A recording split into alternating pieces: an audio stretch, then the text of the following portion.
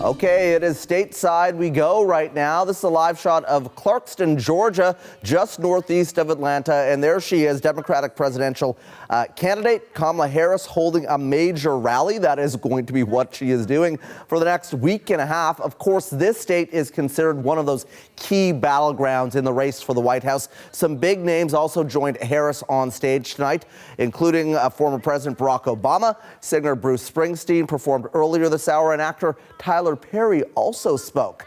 There is just a week and a half, as I said, to go in the race for the White House, and poll after poll show a neck-and-neck battle between Donald Trump and Kamala Harris. Now, previous polls had pointed to Harris with a slight advantage over Trump, but that has flipped a bit, and some more recent surveys show that obviously Trump is now leading Harris. Back and forth we go on the seesaw. Angie is with us once again to discuss all of this. So where are we right now in terms of these numbers? Like up and down, she's in front by a little bit. So she's in Georgia right now, she's in Georgia, which Donald Trump is holding the lead on. But it's a key state for her to be in because she wants to try and sort of flip that. But what we were seeing on the national numbers right now, if we can bring up the board here, you're going to see that there you go. So when you and I talked last week, this was essentially flipped. We had Kamala Harris leading by about 2-ish%, depending on which poll that you're looking at. Here we've got Donald Trump that's leading by 2%.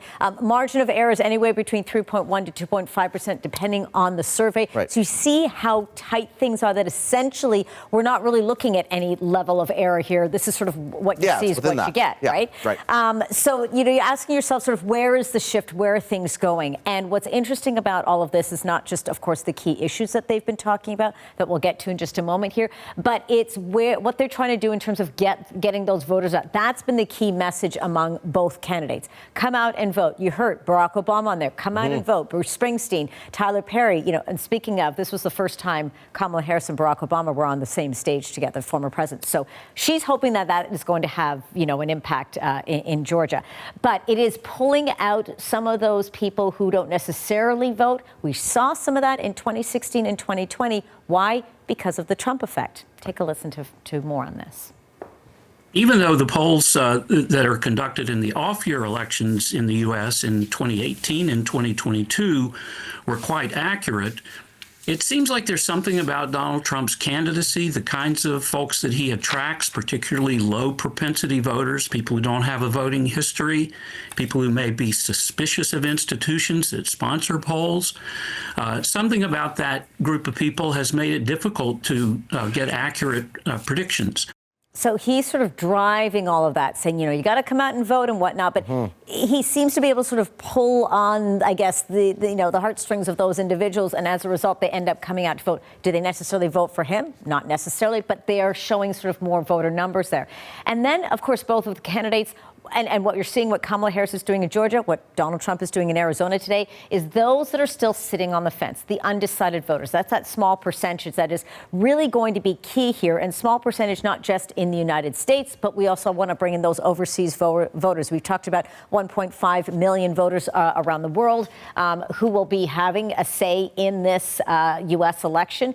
Over 605,000 of them here in Canada. They're going to be watching things very, very closely in terms of what's key. So there's that aspect of it. And then there's those voters that sort of keep the cards really close to their chest. Here's more on that.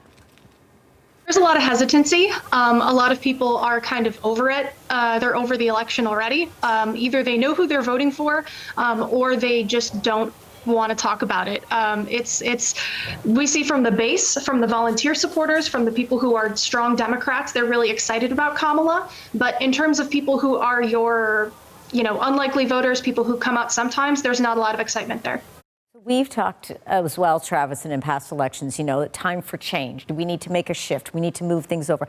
Is America at that? They are, but I think there's sort of more on that when it comes to certain key issues. Right. Immigration is a big one that we've heard both candidates talk about. Donald Trump has talked about this as well. We've heard he's been really, really focusing on the border, building that wall, making America safe again is what he's, the is what he's been touting. And you can see here, when it comes to the numbers, who is best at handling immigration, right now voters are choosing Donald Trump over Harris by 15 points. He's bumped up 7 points since August. Significant. Which is quite significant. And it is a very important and contentious issue. Shift over, of course, to the economy. And when you look right across the board, and we've been focusing on these swing states that we'll talk about in a minute, the economy has been really, really key. And once again, who is best to handle the economy? Voters are choosing Donald Trump over Kamala Harris by 12 points. That's up from 8 points in August. They're sort of saying who's got more of the experience and whatnot. She has a lot more that she needs to sell to the voter. And a lot of Americans right now, as you heard from that previous in that previous clip there, they just want to get on with things. They're done. They want to deal with the immigration. Let's deal with jobs and the economy. They want to know that there's going to be money in their bank accounts rather than having sort of going through this process. And they're looking for that leader that's going to take care of them. Okay, we got to talk about the swing states now. Yeah. Kamala Harris in one of them. Let's talk about where things stand with that. Well, when we first had this conversation, we started polling and sort of where things were at. Right. Both of them sort of holding on to key ground in some of these key swing states. So Donald Trump, North Carolina, Georgia, and Arizona. Those are the areas that he's been able to hold quite tightly. In the beginning of this, about a week and a half ago, when we started, Harris was holding on to Michigan, Nevada, and Wisconsin, and Pennsylvania. She's holding on to 3 out of the 4 there. The one that's sitting right in the middle between these two candidates is Pennsylvania. Take a look at this. So this is the trajectory we've seen coming from July to August, and you'd see that shifting over. Earlier in August, we saw her at that 2-point mark. Now, and you're going to see how tight this margin is. It is razor thin tight. We're essentially saying that this state right now is dead. It's dead even between both of these candidates. It's a state that they both need to win. But I'd have to say probably Kamala Harris more than Donald Trump. If she's able to sort of manage to keep a hold on to Pennsylvania and perhaps even Wisconsin, she has a much higher chance of winning this. So what are they going to need to do in this next week and a half? They're going to be reaching out to the black voter. We know that Kamala Harris has really been trying to push on that. The Latino voter as well. Women voters as well. Women tend to come out to vote more than men, interestingly enough, during these elections, as well as we talked about the undecided voter, and then trying to track where those secret voters are in terms of where they might be leaning towards. That's really going to spill into what we're going to be seeing on November the 5th. And then, of course, all the events. We've seen where they are today. They've got some big names backing them up. Beyonce is going to be backing Kamala Harris tomorrow. She'll be at Brene Brown's podcast. She'll be on that podcast tomorrow, which is a very kind of outside of the box, focused on women, focused on putting yourself out there and championing yourself. Donald Trump, on the other hand, will be on Joe Rogan tomorrow, and we'll be watching that very, very closely. A huge male following there, and in terms of what they're tapping into. Relatively safe for both of them, rather than doing the switch over. But each, and noticing they're on podcasts. They're not necessarily just doing rallies, which is a telltale sign of how they're trying to reach the voter. So we'll continue to track it all. We will continue to track it all. Something tells me November 5th might be a long night. Let's say it's going to be a very long week, I have to say. Yeah, exactly. For you, Angie Seth, we'll see you tomorrow. Thanks for sticking around. CBC's Angie Seth joining us with our America Votes team. All right, well, meanwhile, nearly 2 million ballots have already been cast in Georgia due to early voting, breaking records in the swing state. Officials say they stopped an attempt to flood the state's election website earlier this month. They've also pushed back the false claims of voter machine fraud. Trump lost Georgia by a mere 11,000 votes back in 2020 against Joe Biden. Well, the state of Georgia was the target of many stolen election conspiracies back in 2020. This led to the harassment of poll workers, many of them who did not return to their jobs in 2024. But my next guest is refusing to back down. Deidre Holden is the elections director for Paulding County in Georgia. Thank you so much for being here tonight. Thank you for having me. I appreciate this opportunity. No problem. And let's go back to 2020. Let's rewind to what you experienced as an election official during that time. I know that there were threats, there were harassment, as I said in the intro. Tell us a little bit about that. So if not going through a global pandemic for a presidential election year was not enough, we went into a runoff election for a congressional seat, and that election was to take place the first week of January. The Saturday before that election, I was actually pulling into my daughter's driveway, and I got a phone call and we had received an email threatening us, stating that they were going to blow up all of our polling locations on election day, that they were going to kill me, that they were mad because President Trump did not win the election. They were talking about how the elections were rigged, that they would make the bombings of the Boston Marathon look like child's play. So it has changed the dynamic of how I respond to people and to my situations. So that's just always been something that, moving forward, that election day, our marshals and our sheriff came out and they asked us to all park up against our building, because if there was an explosion in the parking lot, at least our cars would soften the blow from anything coming through the window. This does not sound like something that anyone would think would happen in the United States of America. When you heard that these were the threats, what went through your mind? Well, I was mad because I thought, why would anyone want to interfere with our elections? I didn't release this to the press because I felt that if I did, that I would be giving that person who sent that email what they wanted. They wanted to keep the voters away from the polling locations for that election because it was such an important election.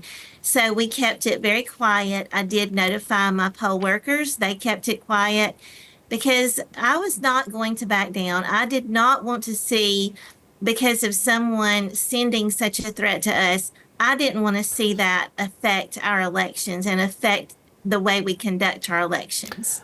Let me ask you if you are worried about something similar playing out this year, and also what you have been doing and what officials have been doing to protect yourself and other election workers in 2024. So for 2024, we have had additional panic buttons installed. We have a button that is for an active shooter or a bombing or any kind of threat such as that. We've installed security cameras where we can see who's coming and going down the hall. We took out solid wood doors. We put in doors with window panels so we can see who's coming in, who's coming out. We have a supply of Narcan in case we should receive a suspicious substance and be exposed to that. We have safe rooms in all of our polling locations. We have safe words. We have done everything we can that we feel we can to protect not only ourselves, but our voters, because that's the most important thing, is to protect those voters when they're out voting. Are you not afraid? And also, I'm listening to you talk about all of these extra precautions. I wonder what you think it says about the state of the election and the campaign this time around, that this is the links that you have to go to. Well, I think that, I'm at peace with this, and I know that I'm going to be okay. I do worry about my staff. I worry about my voters. But the way that I see it is, we have a job. We are the keepers of democracy, and we're going to do this, and we're going to do this well. We are a little bit more cautious when I'm out in public. I don't like to be in crowds. I don't like for people I don't know to approach me.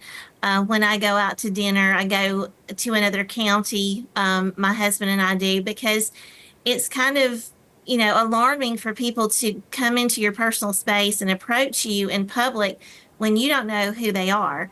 I try not to tell people what I do, because that becomes, a very heated discussion when you mention elections. When I'm working late, I'm always, walking to my vehicle, looking over my shoulder.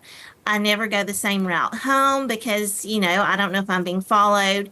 And it's not really paranoia. I just think that I can, be safe in the way that I handle myself and the situations that I'm in. Let me just ask you before I let you go, and I got to let you go here in a moment, but why you're still doing this year, why this was important for you, despite everything that you have talked about, to be there, to be working on this election as a worker, counting votes and doing the work that so many people like yourself are doing right across the United States and will be doing.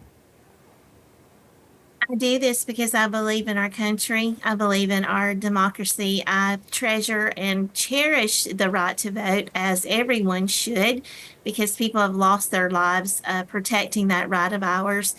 And, being being responsible for somebody's vote is something I take very seriously, and I'm going to do whatever it takes to make sure their vote counts. We are the United States of America. All of the politics aside, we need to unite. We need to be peaceful with one another and make this the greatest election we've ever seen. Ms. Holden, appreciate your time tonight. Thank you so much for having me. I appreciate you. That was Deidre Holden, the elections director for Paulding County in Georgia, joining us from Dallas, Georgia tonight.